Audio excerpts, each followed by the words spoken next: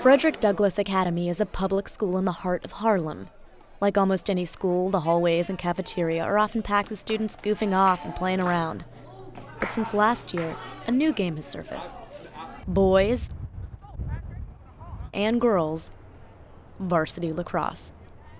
When my school first got it, I was really surprised to hear that we have a lacrosse team. It's a surprising sport in Harlem because the field space is limited and equipment is expensive. But with the help of City Lax, a nonprofit aimed at setting up varsity lacrosse in the city, the sport is growing in New York public schools. We raise the money and then we donate it to the schools, or we pay for some of the equipment, we pay for the uniforms, we subsidize their transportation budgets. That's what we do.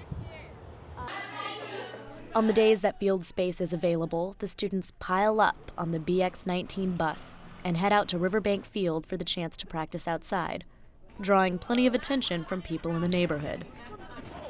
It grabs almost everybody's attention, because if I go outside right now and I just start walking down the street with my stick, probably every corner somebody come up to me, oh, do you play cricket? Do you play squash? Or what sport is that? It's supposed to say if I walk down the street today, like a lot of people gonna ask me, like, what is that for and what kind of game is it? Not everyone has seen it, and it is something that is very different. And I get stopped all the time in the street, and everybody's like, oh, is that lacrosse? And I'm like, yeah. Or if they don't know what it is, I stop and I explain what it is. And as the only school in Harlem with a lacrosse program, students on the team have gotten used to their fair share of teasing.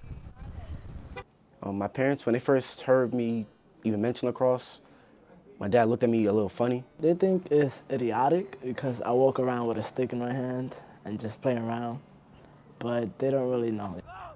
Funny looks aside, the lacrosse team enjoys being among the first to diversify a growing sport. People out here really consider lacrosse as a white man's sport, which I don't really think that's like, well, I don't really take it personal, but for a black man with a lacrosse stick, and I'm really proud.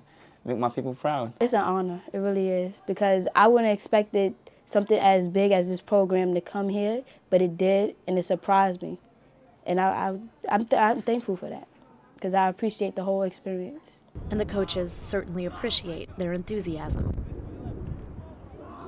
These guys, when you give them something, it for them is a present, is a gift from heaven.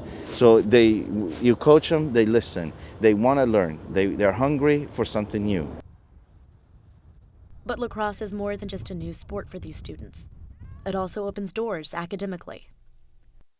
We also help them with the college development and trying to understand where they can go to college and what options they have there. My coach is always talking about college every single day, before practice, after practice, call me when I'm about to go to bed, always talking about college.